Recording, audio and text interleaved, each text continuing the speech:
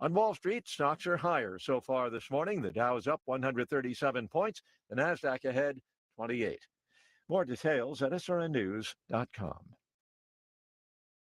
Mike Gallagher here, host of The Mike Gallagher Show. If you know me, you know I only put my name behind people and companies I trust. When it comes to mortgages, I trust Mike and Brian at Fellowship Home Loans. They're not just friends. They've done loans for me, my family. I've seen firsthand how they treat every client like their family. And these days, that personal touch really matters. With the cost of everything up, you might be looking for ways to free up cash. Maybe you're thinking about a cash-out refi or HELOC to finish some home projects, consolidate debt, or just get ahead financially. Fellowship is a full-service direct lender, not a broker. They cut out the middleman. That means faster decisions, fewer fees, and less stress. Whether you're buying your first home, downsizing, or refinancing to get some breathing room, they'll tailor fit the loan to your life. Get started at fellowshiphomeloans.com/MikeG, fellowshiphomeloans.com/MikeG, or call 800-510-MIKE, 800-510-6453. Fellowship Home Loans, mortgage lending by the book. Nationwide Mortgage Bankers, DBA Fellowship Home Loans, Equal Housing Lender, NMLS number 819382.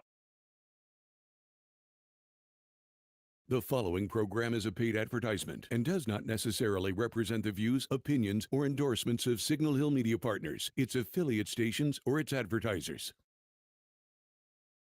Say what you want.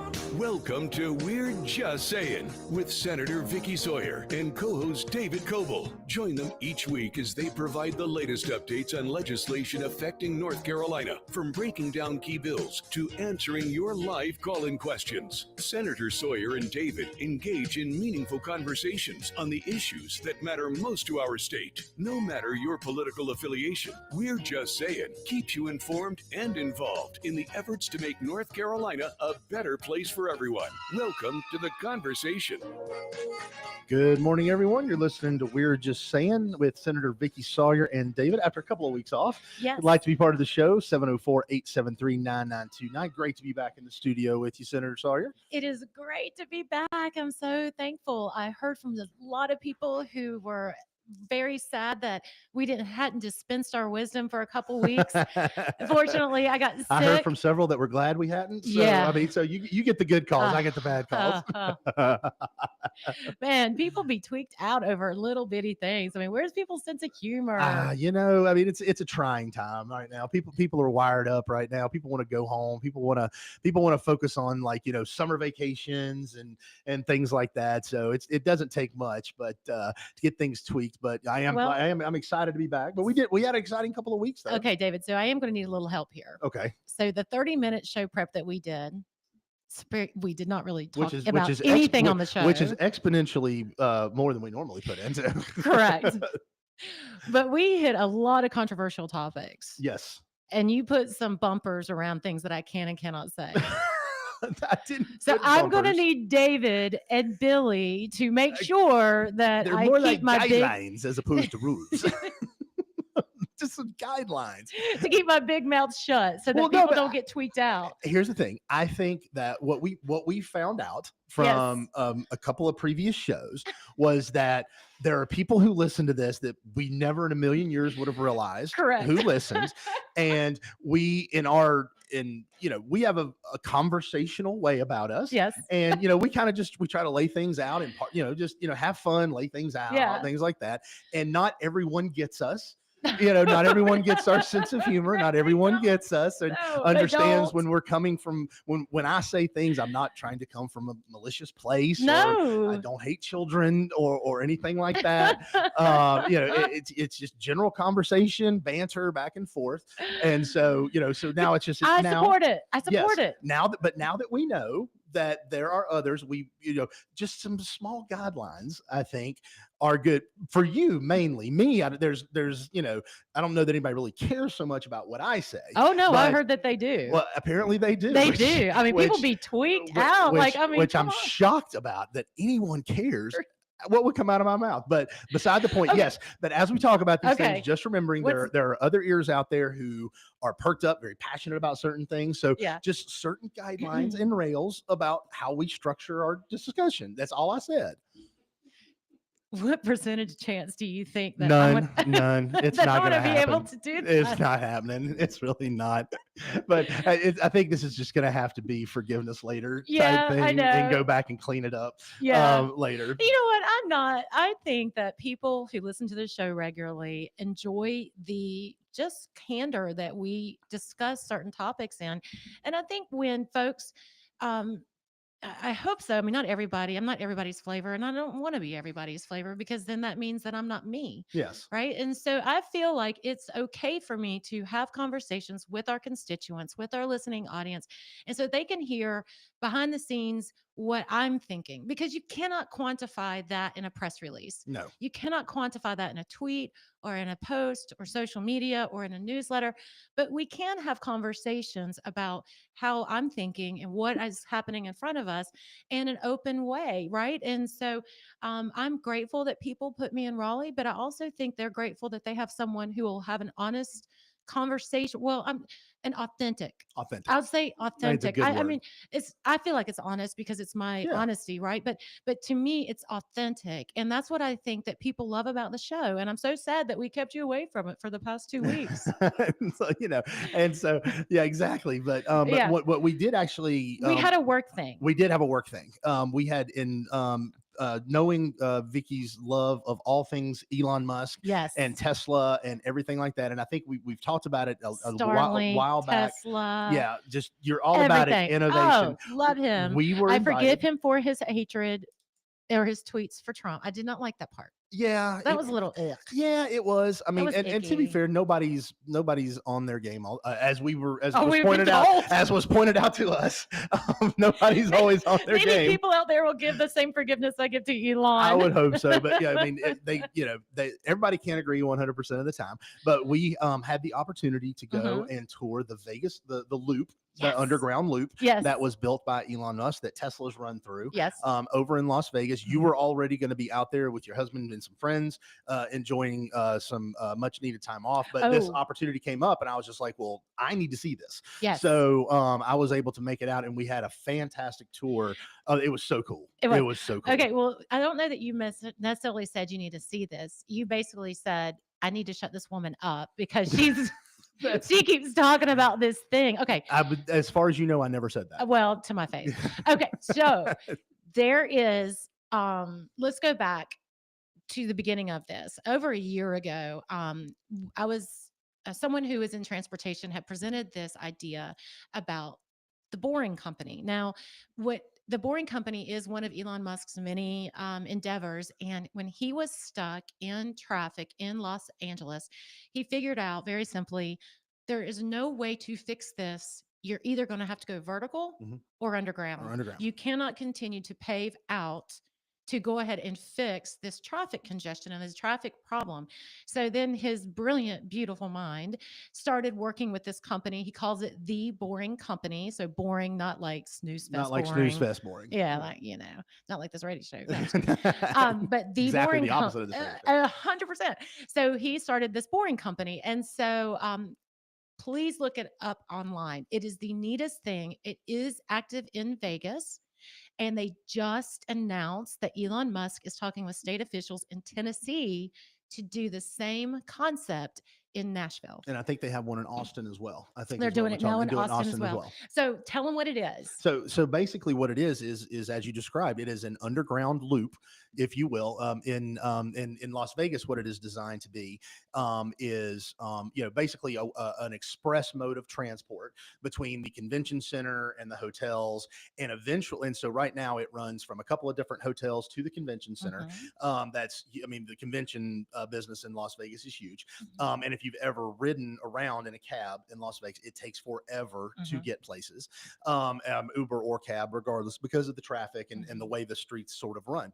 And eventually this is going to run completely up underneath the strip and have stations all through Las Vegas. But one of the things that they talked about was, Encore is one of the hotels there in Las Vegas, and it's about the furthest away from the convention center as you can get, of where their stops are. And they were telling us that right now, if you're staying at Encore and you're you're going to a conference in Las Vegas, or excuse me, at the convention center, typically it will take you anywhere between 15 to 25 minutes to get from Encore to the convention center, even though it is barely 2 miles, Right. if. And but now with this express and their Teslas, the driver comes and picks it up, but now they're not Tesla drivers in the sense of you pick them up on the Uber or something like that. They work for the loop and everything like that. They come, they pick you up, and you can go from Encore to the convention center in about a minute and 45 seconds. Yeah. And It's so, so which cool. it was so cool, and You the wanna know- operation center, it was just amazing. Right. And so they do have drivers. So that was Yes. one of the questions I got when I was talking to some folks in the Senate about it. They do have drivers. And in fact, I asked our fella that was with us, I was like, so I know Tesla can be, autonomous driving. So eventually, and he said, when we started this, we really thought it should be driverless vehicles. But then people enjoyed the driving experience and they like to be able to talk to people and they could sell the project and they can talk about Vegas. So they have no intention. The drivers are really well vetted. They have like I think he said a month-long training session Yeah, about it's fairly extensive training they have to Yeah. go through. But this is the cool part too for me. So David, do you remember? I want to ask you a little quiz. How long does it take for the boring company to bore and sheathe a 14-foot tunnel 1 mile? I believe it was 1 mile a month. Yeah. Yep, 1 mile every month. And do you remember how much he said that cost? $41 million. No, it was like $15 million. But if 15 you do million. 2 miles, then that's where it would be Gotcha. like that. So Gotcha. two Yes. loops. Yes. So you can do an underground expressway. And so the other cool thing about it too is not only the cost and the speed of construction, it also doesn't require a lot of construction above ground because the little digger, that's what I'm call it. Let's- If you look at it, it looks like a cylinder, almost like Yes. a pill bottle, Yeah, right? it did. It looks like a little pill bottle, and they call it porpoising. So it sits on top of the ground, and then they elevate it up, and it starts to dig, kind of like a little sand digger. It goes all the way Mhm. down and go from 16 to 30 feet. It does 1 mile in 1 month, and when it comes back up, you can do it in existing parking structures. In fact, Mhm. you saw that in others. So the amount of work above ground is not that much either. I Yeah. mean, it was really, really cool. And what was really cool is we got to see the evolution. So when they used the first digger, it was a huge apparatus, and they had to dig a hole 30 feet down into the ground Mhm. to place it in there, and that took about I think they took 6 weeks Yeah. to build the big trench to even put the digger down, and then it could dig from there. They then had another generation that didn't require the The full dig on pit. pit, the dig pit. Mhm. They just had to dig an incline to put it on. Now they don't even have to dig an incline. It comes through on a hydraulic trailer. The trailer angles the digger, and then it just goes straight into the ground. So cool. And it was fascinating. And the cost effectiveness of it was something that amazed me, Yeah. because he was explaining to us when they first priced it out, and they were looking at other companies for the reinforcement and the plaster and everything like that in the tunnels. It was going to be about $220 million a mile or something like that. And Musk basically just said, "That's ridiculous. This is all bloat. I'll just start manufacturing this myself." Mhm. Now he manufactures it himself, and it's another business that sells to other Yeah. things because of the cost effectiveness of what he's developed. Yeah. And so, it's efficiency, and it was just really, really cool to see. Yeah, and another benefit is that the safety of it. So you don't have to have people in the newest iteration of the machine. You don't have to have people inside the tunnel as it's digging. It is all remote control. The only time they have to do is when they change the teeth off the faceplate. That's actually the grinder, and they have one person that can go in there. God, what a job! Hopefully, he gets gosh. paid gazillions of dollars. I would hope so. Yeah, so you have one person that goes in there, so you have less manpower, more speed, more time, and all kinds of convenience. Because here's the deal, it's like Interstate 77 underground. If you want to get off in Cornelius, you do. But if you want to continue to go down to Charlotte, you go straight to Charlotte. It's not like you have to make a stop Yes. at every little spot. You can actually be streamlined from one destination to the other, and you don't have to stop all the way along. Yep. And that's why it only takes a minute and what did you say, 45 Yeah, seconds? minute 45 seconds to get To- over to take them 15 to what's normally a 15 to 20 minute drive. And the on price, streets. they are only charging these folks like what, $7? It was like $7. It was like $7 one way. That's just cool. Yeah, it really is. It's just And cool. one of the I reasons want why it's so it. I know you do. I know I you want do. it, I Daddy. know Can I you do. have it? I want it. And one of the reasons why it is also so much more cost effective is because above ground, whether it be streets or whatever, Mhm, you have to acquire right of way, and mhm. that costs money because the state only secures so much right of way in and around streets, and then the rest of it's private property. You have to negotiate with those people, secure it. I mean, if those of you familiar with Highway 150 in Mooresville, it took years to secure the necessary right of way Mhm, into the hundreds of millions of dollars in order to mhm. actually do that. Here, the roadway, the right of way is already either owned by the state or the city because they're the ones who own the streets. Yeah, And so all you have to do is secure right of way, which most cities just donate. Like Vegas just donated their right of way right. underneath it so that this could be done. Yeah, And so I mean, I agree with you. I think it's the future. I mean, it is. and I think it was a fantastic deal. I mean, now obviously it's not a silver bullet. There are multiple different options that need to come in that in order to alleviate. No, it's a silver bullet. Yes, for you it's a silver bullet. For me, that it's going to need a Hey, combination of options. dare to dream. Dare To to dream. I thought this was kind of cool too. So airports move really slow, especially when it comes to parking, because airports, that is one of their things they make money off of, right? Is parking. And I understand that. It's valuable service and it's income and revenue. But they are connecting currently to the Las Vegas airport. But the airport, he said, is taking a little bit of time.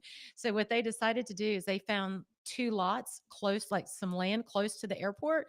And so they secured one, and then they just started digging to that new lot. And then they secured another spot really close to the airport. And he said, basically, we're just going to keep going until the Vegas airport gives us our access, and we're going to continue to go. So right now, as we speak, there are two diggers. I really need to know the name of that machine. Yeah. I like to call it They digger. had names. It was like something one, something two, and something three. I got a solid question. Okay.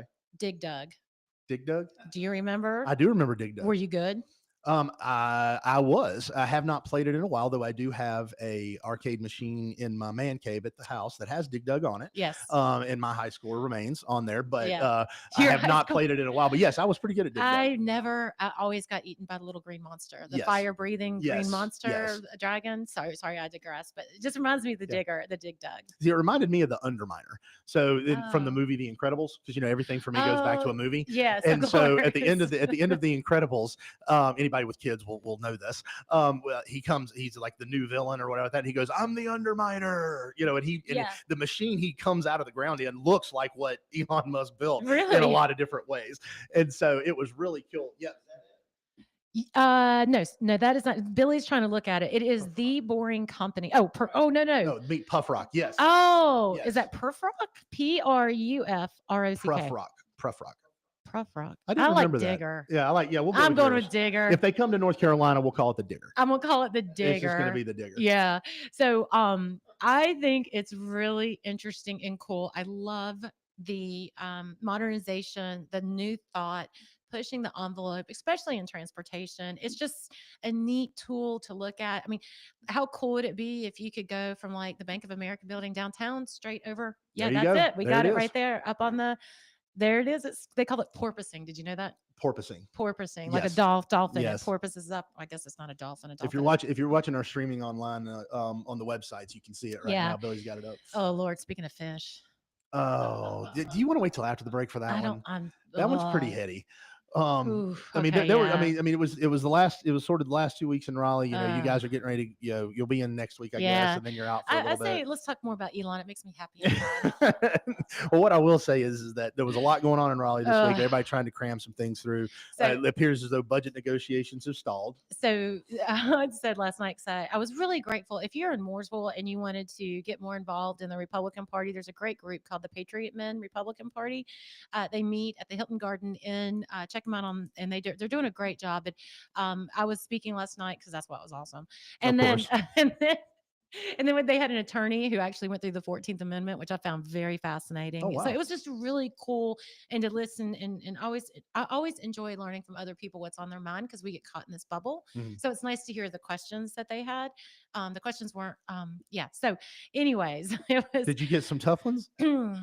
well, let's see. So I basically said, guys, this is the sausage making season and we're at the very end and Remember we're those trying to remember put those guidelines we talked yeah, about. and we're trying to put all of the sausage into the casing, and the casing is just a little rough right a little now. The messy. sausage is not getting into that casing, Little so messy. that's where we are, I think, with Yeah, what's with going. with the budget. Yeah, God, it's hard to censor myself. y'all This will, it is, but y'all will figure it will be figured out. I have all the faith in the world because I have been through several budget cycles.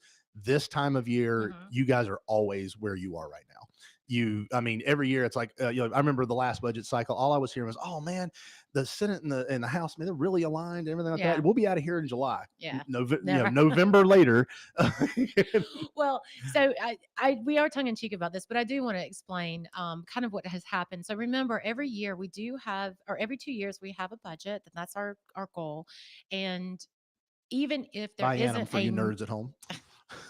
even if there isn't a budget agreement or a budget bill, we are not the federal government, right? So we actually have a continual budget. The only thing that doesn't get funded are those what they call non-recurring expenses. So if you're going to really nerd out and you want to look at the budget, if you see an NR on the certified budget, that means it's a non-recurring. So in other words, it has to be reappropriated the next time around. So for the most part, everything will, it's not like, the feds, when they don't get a budget, they shut down what Mhm. everybody wants, which is the national parks. Yeah. Obviously not USAID or anything like No, that. definitely not. So it's not like the world is going to end. It's not a Chicken Little moment. Now there are some nice things that we would like to have and must haves, but and to the Senate's defense and to the House too, I can understand there's just a philosophical difference in regards to tax cuts. Mhm. And it's not that the Republican House does not want to cut taxes. I don't say that at all. But what had happened was What it was what it was we had negotiated triggers to reduce income tax so that we can continue along the path to let more people have more money in their pocket. And that last time was negotiated that if the economy should grow and the income should come into the state budget or the state coffers, at that point it will tick down a little bit in 26, and then it'll tick down in 20, it'll tick down in 30, so that we could eventually get below 4%. And I wholeheartedly support that. Now, and actually we heard this in the federal government too about the Trump tax cuts. There are those who are in central staff and economists who say that these tax cuts will trigger us not being able to fund the government, and that if we do this, we will hit what they call the fiscal cliff. That's what you love, how like all these think tanks and bureaucrats and everything like that always have these dire names for things. It's like raiding the Social Security Trust Fund and the fiscal cliff. I wonder what a fiscal cliff actually looks like. And I mean, I know Detroit? figuratively, but if you were going to draw it out, what would you look like? It's like, I mean, I don't oh. know. I think it'd probably be like it'd be like a cliff type thing with Like with the Roadrunner like and- with a money sign Yeah. kind of falling over it or something like Yeah. that. Maybe, I don't know. I always imagine like the Roadrunner, like you know Yes. how the coyote was always going over the cliff. Yes. Yeah, so they're afraid the coyote's going to go over the cliff, and the big anvil's going to come behind them and pounce them out. So that is their sincere held belief, and then they wanted to kind of renegotiate and maybe not stop the tax breaks, but like push them out a little Mhm. bit. Well, that is just their position, and the Senate has their position, and if that is a fundamental beginning of all of this, and if they can't really agree, then that is something that we have to go and do other things, right? And Yep. oh Lord, we've been doing other things. Yeah. Well, I mean, largely, this week was largely about policy and stuff like that. Yeah, Because for sure. because there's a lot of people who don't want anything out of the budget. They just want some policy language updated and things like that. So there were bills advancing this week to get that out and everything like that. So I mean, it's funny. It is really funny to me when I'm down there. If anybody that's never been down there, you really can't appreciate I guess the show that is you guys going from your caucus meetings in to do your votes and everything like that, because every lobbyist in the entire state of North Carolina and the city of Raleigh is waiting outside of those rooms in hopes of catching one particular representative to talk to them about something. And then when the Senate is done, they scurry over to where the House is, or when the House is done, they scurry over to where the Senate is. And I'm sitting here and I'm watching this, and I'm not a lobbyist. I'm not looking to catch anybody or anything like that. I just know people out there, so I sit and I enjoy the entertainment and have the conversation. But all of them are scurrying, all of them are trying to get it done. They're on the phone with their clients and everything like that. I mean, it really is something to behold, the inner workings of government down there, people trying to get stuff advanced through. We should put a GoPro on some lobbyists just to see what their day is like. Oh my gosh. I mean, wouldn't that be fun? The number of steps that I know some of those lobbyists get in the course of a day down there through the General Assembly and back and forth between the office building and where the General Assembly meets and everything like that. I mean, it's and then it was hot outside. And so people are miserable going back and forth through there. But it's very entertaining. I always can tell a woman lobbyist and how long they've been doing it by the shoes they wear. Yes, you can. Because fashion takes a back seat to comfort. Well, when they you're always look nice. They always look nice. But some of the newer lobbyists are not afraid to throw on a couple 3-inch heel or something. I was like looking at that this other week and I was like, why? Yeah, like, this isn't gonna last. This isn't gonna last here. You start getting plantar fasciitis, and you're not gonna be having fun.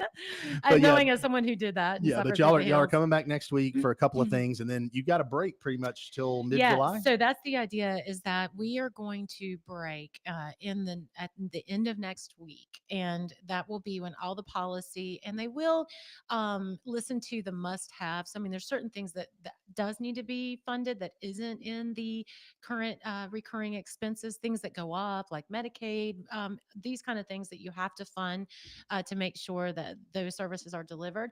Now, I'm sure that every lobbyist who's out there is thinking, well, I have something that needs to be funded. It's a must-have to me. I know. And so I really give grace to staff right now, because I'm sure their doors are just getting knocked down on trying to get some of this stuff in there. So absolutely, it is, but it's tense. It's tense. I'm gonna tell you, it's tense. Well, hopefully the next few weeks off will give everybody a little bit of time to regroup and everything. The leadership can get together, put their heads together, and maybe figure something out. But before we go to the break, I do owe you an apology. Oh God. From this week. I did you a disservice because I honestly thought that you were going to be absolutely no help at trivia night, and you absolutely I was completely. I mean, I'm going to tell you, Billy, she brought it for trivia night. Aww. I mean, I think, and I was skeptical. To be fair, I don't know why. I'm sure there's some internal bias inside of me. I mean, you met me, you know my memory. Oh, I do know your memory, and I know your love of all things pop culture, which is nothing. But I got to tell you, Senator Sawyer. She brought it at trivia night. And so I'd like to formally apologize to you for doubting your trivia skills. Thank you. I appreciate it. It was a wonderful break from all the games that were being played. The best part of it was like, she started, like, when she got there, if you know Vickie, she like comes in, she's always happy, everything like that. But she was just like, oh, I'm just kind of here. And then you started getting into it. And you're like, oh yeah. And then but the best part of it was when we said, well, I think it's this, and I would enter it in. And then while we were waiting for the next question to come, you pull up and Google, and you weren't cheating. You weren't trying to get the answer. You were simply trying to validate if we had the right answer. That's right. And it was an important distinction that was being made there. I'm just validating what we already put in. Well, those people were cheating across the hall. They were totally cheating. There was like 7 of them, and one of them was a central staffer that works on me with DOT. Ooh, payback is coming. Aaron, I'm going to find you. Yeah, and then inevitably when I'm in a situation like that, I get a little obnoxious, which I know is hard to believe. It's so unlike me. But there was this really nice table of older gentlemen sitting next to us. All of them probably in their 60s and 70s, and it was a crew. Obviously, they were having their beers and having a good time, and it was so funny because they would just shout the answers out. They weren't bothering. They were like just shouting them out, and like a couple of them, I went, ooh, so they helped us out. But so you're saying we weren't cheating? No, we were not cheating. Okay. Look, if they shout the answer out, what am I supposed to do? Not hear it? All right. I mean, that's not how it works. But at one point, there was this question about an axe that was used in medieval time and what it was called. And the host was just like, hey, and I when the host was up there, I simply yelled out, I said, you know what? Anyone who got this right cheated. they Googled it. And these older guys over here were like, no, no, no, we knew what it was. You know, the axe from medieval time and what it was called. I said, well, y'all get a pass. You were there using them. And bless their hearts, they took it really well in stride. You're listening to We're Just Saying. We'll be right back.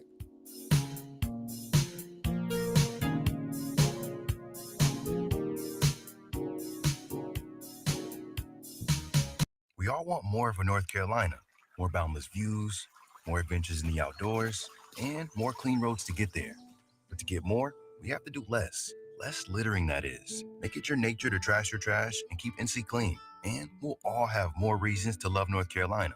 Litter less, get more. For more on the 7 outdoor NC Leave No Trace principles, visit OutdoorNC.com. Sponsored by the North Carolina Association of Broadcasters and Visit North Carolina, a part of the Economic Development Partnership of North Carolina in cooperation with this station.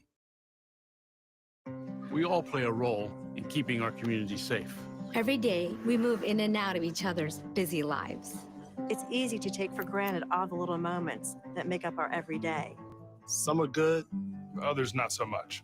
But that's life. It's when something doesn't seem quite right that it's time to pay attention. Because only you know what's not supposed to be in your everyday. So protect your everyday. If you see something suspicious, say something to local authorities.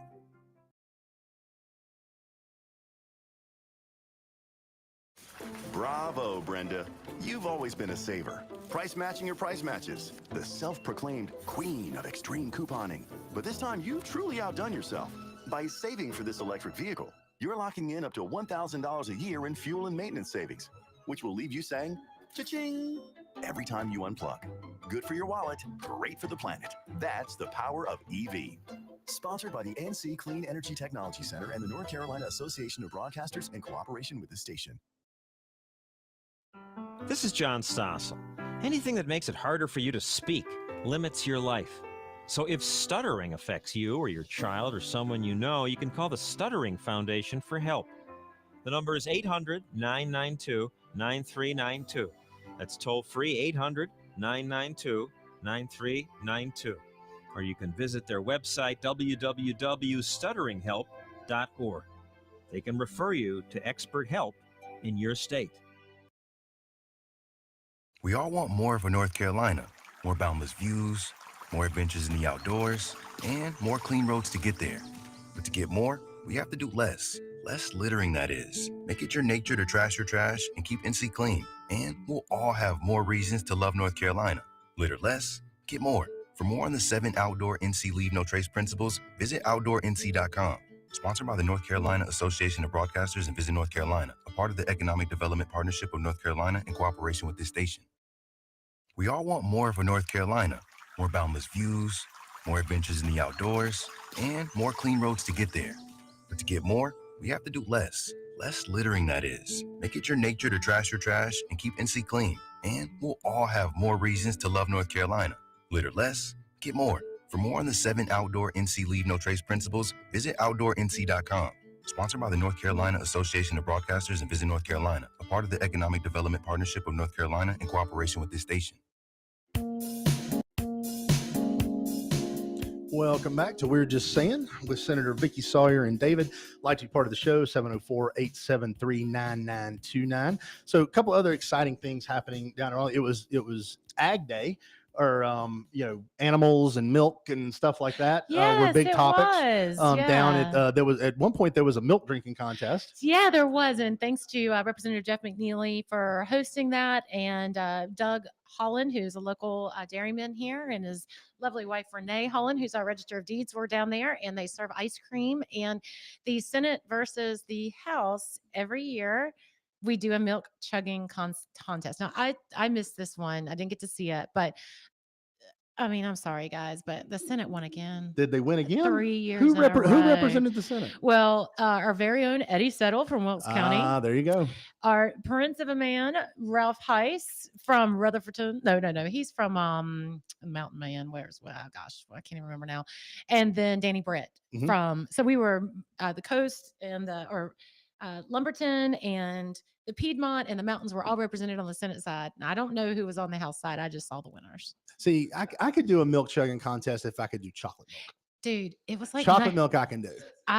It was 90 degrees outside. It was. The It was. last thing I want to do is be chugging milk. And all it reminded me was there's and you would not have seen it, but there's a movie in the movie Anchorman. He's running around in the heat and he's like, it's so hot. Milk was a bad choice. It was not refreshing at all. Milk in the heat. Yes, I wouldn't have seen it. I had promised my dear friend Candace that I would eventually sit down and watch that movie with her. She was horrified since the first time As she was well on she the should show be. with us that I did not get your 60% of the time. It works every time. It works every time. I didn't get that reference, so she was horrified, and I think got knocked down a little bit in her friend log. So for that, so I promised her I would watch that. So thank you for the reminder. No problem. Besides, so y'all were So it was hearing stuff on raw milk. Yeah. So so raw milk. This is very interesting because I can see both sides of it. We talked about it on the show, so I won't belabor the point. But if you saw the Farm Act go from the Senate to the House, the raw milk provision was left out of it.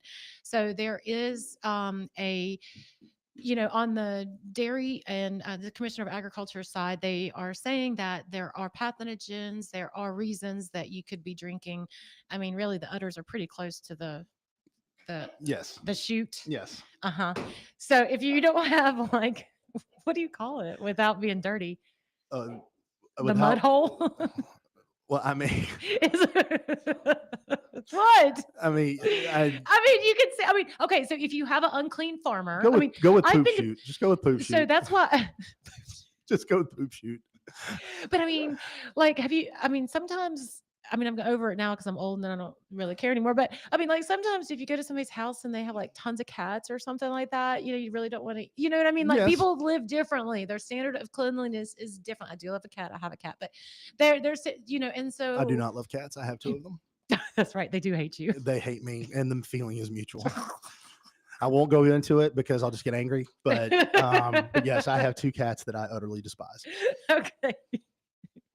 So you're the one who's going to take them to the vet at the end times. Oh, I'm not gonna look. I spent enough money on those cats. When it comes time for them to go, I might just No, you won't. You will do it humanely. Okay, fine. You take them and you'll pretend to cry. I'll do it humanely. People have different standards of humanism. Just like they have different standards of cleanliness. Exactly. So to the commissioner's point, to the commissioner's point, to some of the dairymen's point, is that pasteurization is clean. It helps.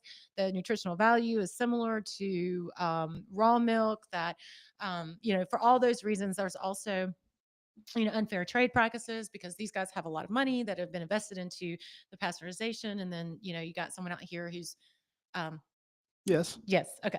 And so anyway, so there should be rules and regulations around raw milk. Now, so to that point, I actually do agree that those people should be inspected. I mean, you inspect butcher shops, as you inspect oysters, you inspect seafood, all of these natural resources that we have before they go into a consumer or to be sold, they are inspected. So I absolutely agree with that. To be fair, we all were required to read the book Animal House in school. Oh, and God. so you don't remember that book? No.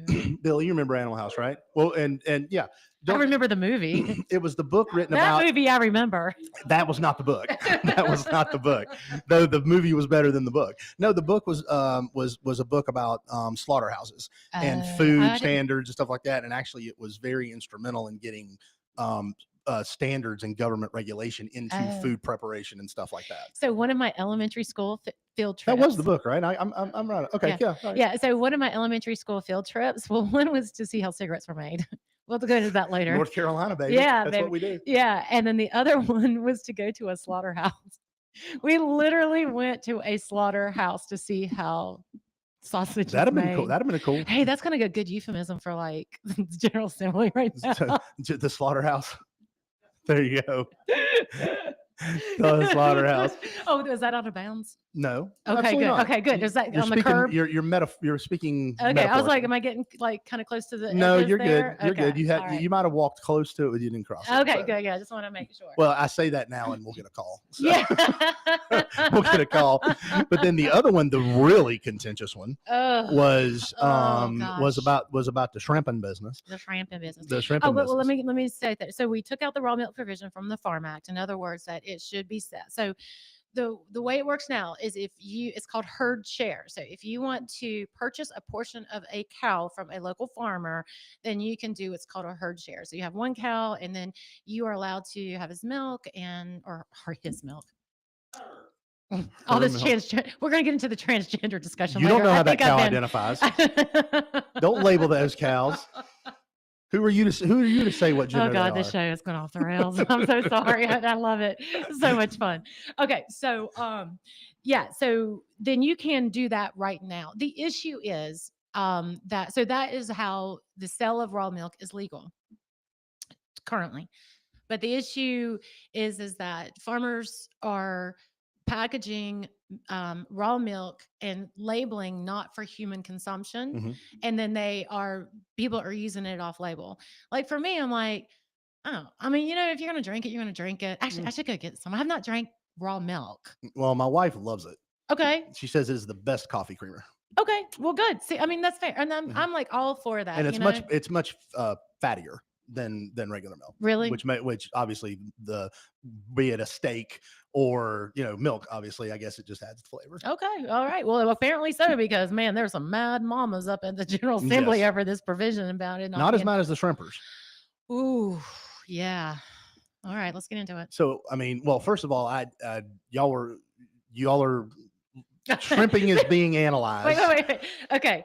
Curbs are here. I'm The just curbs trying- are up. We're like sorry. bowling right now. We got I'm to hit trying the to middle. realign. I'm Yeah, trying to we're realign. the Trying to realign. conversation. Okay. And so you were holding Okay. hearings on a shrimping bill that would deal with shrimping in North Carolina. Right. So let's again, I like to do a little bit of a historical perspective, but when I first got to the General Assembly and way before me, there's always been a contention, hotly debated, almost war, that's turning into a war right now, between recreational fishermen, so those captains that you can go out and enjoy a 6-hour day on the boat, and for me, never catch anything, and for guys who trailer on a boat down and want to catch flounder and all this other stuff. So that is a huge industry, right? People want to go to the coast and fish. It's a lovely time. And the shrimpers, the guys who catch shrimp. That one question myself. And the commercial fishermen, right? So these are the men and women who a lot of time have generational businesses that will troll, which is those big nets when you see the beautiful in the morning. Trawl. You said troll. Oh, well, they're trolling right now. Yes, trolling and trawling. Yes, they are trolling and They're trolling. trolling you. Trawling is their business. Yeah, exactly. So when you see those beautiful boats out there with the big arms and they're putting their nets through the water, then they are catching. Everyone's seen Forrest Gump. They know what you're talking about. Oh yeah, that's right. I forgot. Except you. Everyone but you've love seen Forrest Gump. Gump. Okay, so anyway, so then that's been a hotly debated problem, and then I just try to stay out of coastal issues. It's not my fight, but I'm always very interested and to hear what's going on. And so this conversation has been back and forth. Apparently, so there was a provision that was agreed on between the two parties, and it was about allowing people to keep some flounder and red snapper and all this other stuff. And then there was an amendment that was put into the bill by some senators, and it would basically say that by the end of this year, then those folks who are commercial fishing for shrimp will have to fish in the ocean, which is about I think a half mile or mile offshore, and cannot fish in the sound. Mm-hmm. And that obviously requires updating equipment and cost implications, and it's tough to make a living in that business today as it is. So totally understand the concern of many of them and everything like that. But what has come from that, obviously, and it's still, y'all are still working through it, but what has come from that is the is House's some business now. Oh, yeah, I got the kicked Senate over. just, the Senate's just laid that golden egg right on them. But you have now been, and a number of other senators have been getting death threats, threats of harm, threats of death, and things like that. One senator someone on Facebook said needed to be measured for a coffin. And so and for those who may not realize it, this is when political discourse goes off the rails. Threatening death and things like that. So, maybe don't do that. But I know that I was informed that a couple of a couple of folks Yeah. have gotten visits from the Yeah. SBI and things like that. And I got to tell you, I'm very disappointed because going back to Forrest Gump, I always was under the impression that, shrimpers were, really well-meaning, nice, maybe talk a little slow, individuals. Forrest Gump got it totally wrong. Like these guys are mad. I mean, these guys can be mean. So, but yeah, Well, I but mean, they're outdoorsmen that have to deal with. They all are. They're basically farmers of the sea, right? And so there's all kinds of adversity for that. well, and And there's a heightened sense around this because of what happened in Minnesota, Right. and things Yeah. like that. So it's getting a lot more probably. I mean, everything is taken seriously, but it's Mhm. probably a little more heightened because of what Right. happened in Minnesota. And so I will say in their defense, I no the rhetoric is way too hot and it is absolutely toxic. And I do understand that they're going to be coming to Raleigh on Tuesday, maybe by the thousands or thousand. I don't know. Who knows what that's going to happen? But so I have a family business that is heavily regulated. Like we can't even give somebody like a refund. Like we can't do what every other business can do. We can't incentivize customers to send us more business. All of that stuff is off. So we are very heavily regulated in the insurance industry and very confined and tight with what we can and cannot do. If a law were to come and to basically change my business model and have to be done in 6 months, I can understand that emotion personally, right? Because it's hard, right? It's Yeah. just hard, especially when, we talked about this with the CON debate. Yes. Right. There's always that certificate of need. And, hospitals have built their and designed their business plan around that. Like, if it needs to go away, then we should do it slow, controlled change over time. And so I can understand the pushback from the shrimpers, and also understand the frustration of recreational fishermen. Like the you cannot even keep your flounder anymore. I mean, like the flounder season was shortened and shortened and shortened and gone. Wildlife is just absolutely like on top of everything. It's so heavily regulated. And then also, you cannot troll or trawl. That no, if you are in Virginia or if you're a commercial fisherman in South Carolina, you are not allowed to go inland waters either. Okay. So it really does invite those neighboring states commercial fishermen to come in, and it's an easier catch, right? Because you don't have to spend the money to go out into the ocean. Your nets are already geared for inland, trawling. So, but on the other hand, recreational fishermen, they do want to be able to fish and catch too. So it's really a delicate balance. Um, and unfortunately, the sledgehammer was put into it and just kind of upset the apple cart. Yeah. And I mean, and there is death threats, and it is scary. I mean, remember over the raw milk provision, we had a young woman who was very upset that she wasn't able to speak in a committee meeting. She went to her car and got a pistol and came back into the building specifically to do whatever she was going to do with that pistol. So, there is when we have difficult policy decisions like that, my preference, and it's a pain.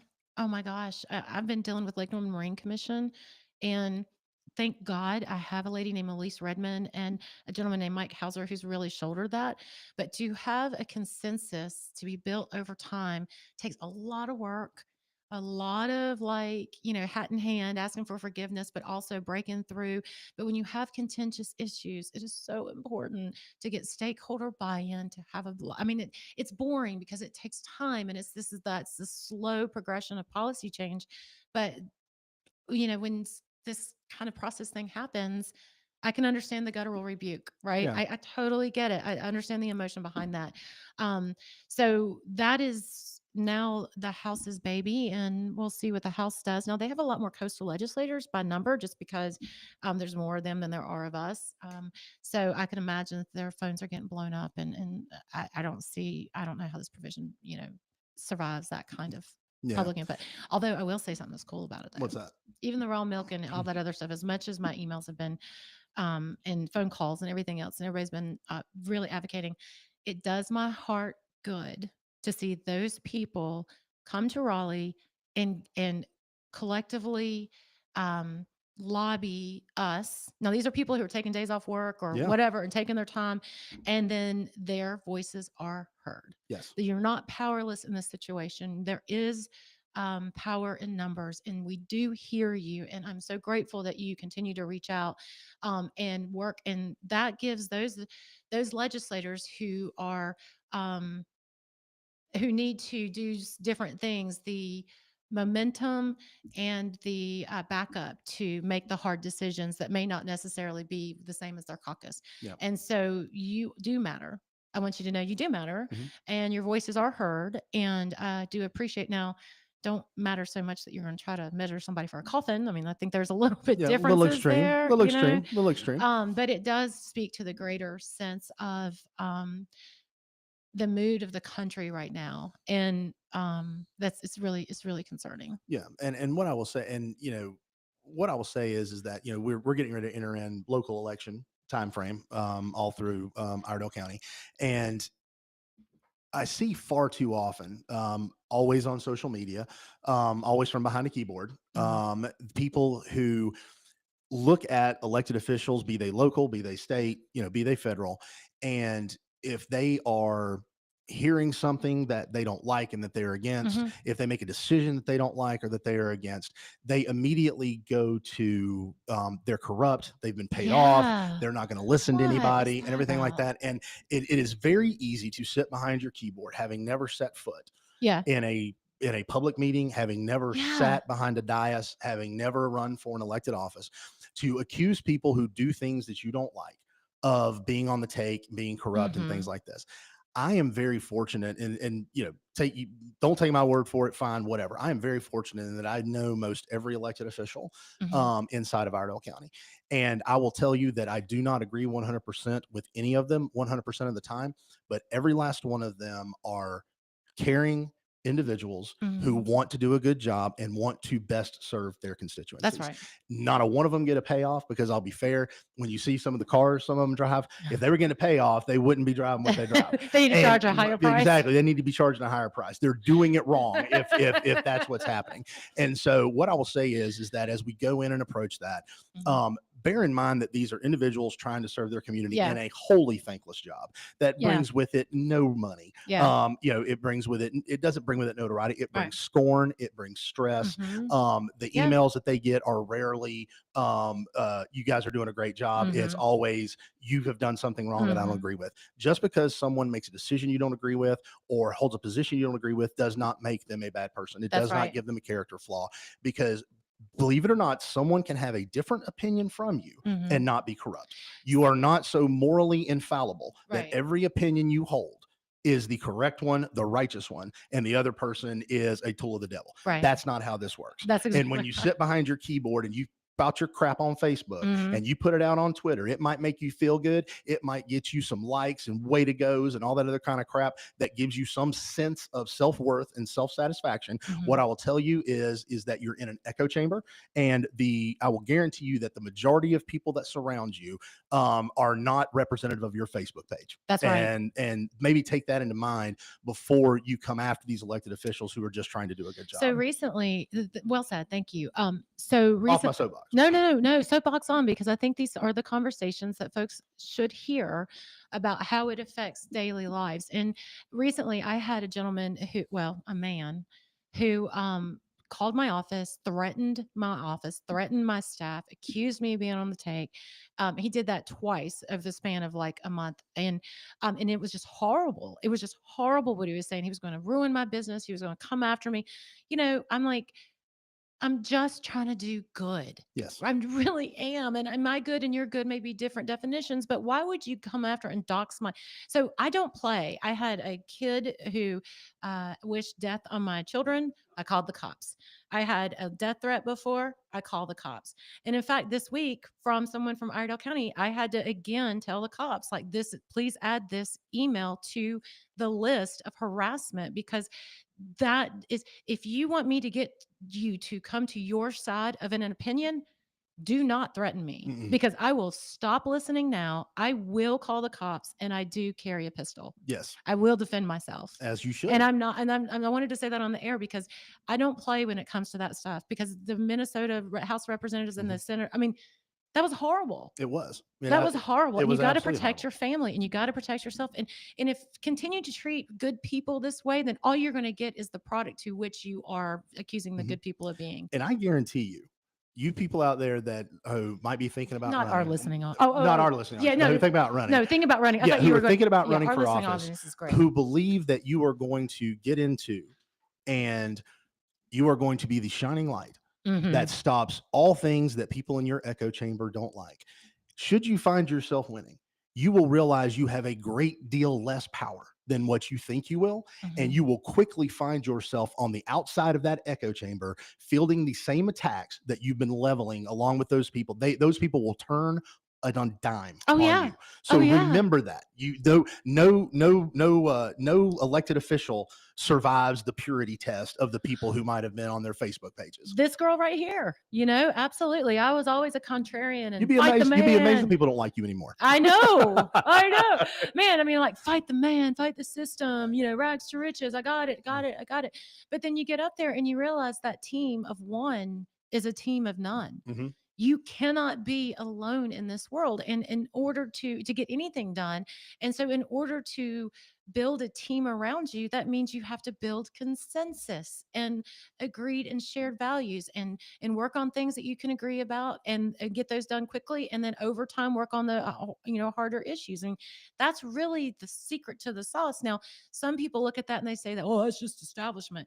Well, guys, like, as soon as you get elected, you're the You're the establishment. establishment. Just heads up. Yeah. As soon as you put your $5 down to run for city council, you're a politician. I think it's more expensive now. I think it's more expensive now. Is At least it? I hope it. Well, in some places it is. Okay. I hope it is. It needs to be. Yeah, it should be. It should be. I mean, it should cost you at least $5.50 or something like that. I mean, Inflation, $5, right? Inflation. Yeah, you got to adjust for Bidenomics. So before we get out, Yes, sir. we did the shrimp trawling and stuff like Yes. that. Hemp regulation.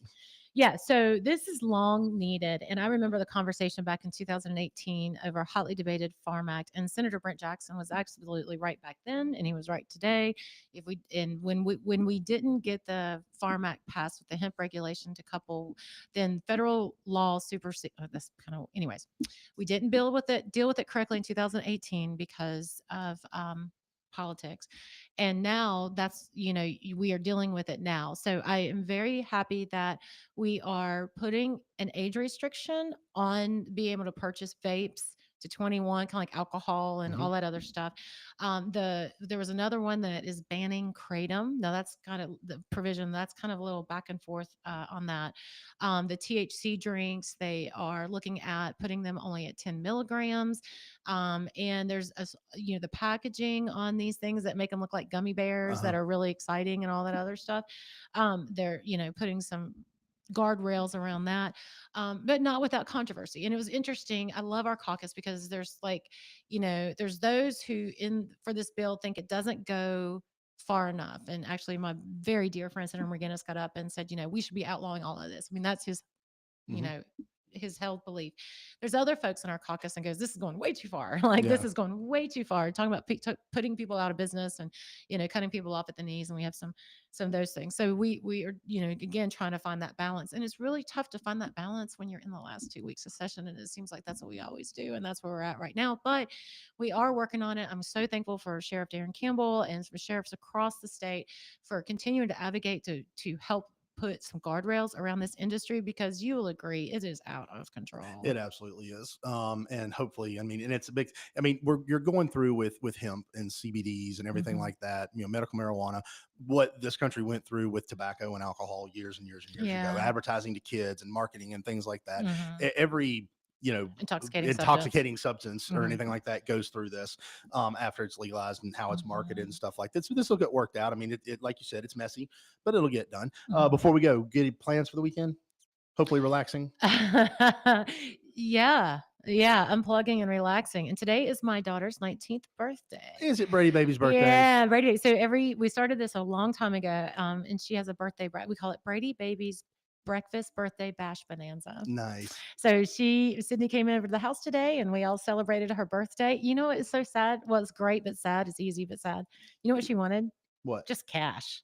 Yeah. You know what I mean? Yeah. And so I just gave her cash, but sometimes it feels a little hollow, but she was so excited. So I gave her what she wanted. She just got cash. And see, I love it. I love when my kids get to the point where they just want cash because it makes it so easy for me. They have their bank accounts with their debit cards. It's like easy funds transfer, done and done. Oh, you don't. I see. I went to the ATM and actually pulled the cash out so she could count it. Really? No. I tell them to turn their banking notifications on so they know when they get money, and then it's like comes across their phone. Happy birthday. Yeah, it's from the heart. You're so fancy. I'm sentimental. It's from the heart. How about you? Anything good this weekend? We are going down to play life-size Monopoly tomorrow as a family. There's a place in Charlotte that has life-size Monopoly, so I'm excited about going down and doing that. Sounds fun. Yep. Thanks everybody for listening. Have a great weekend.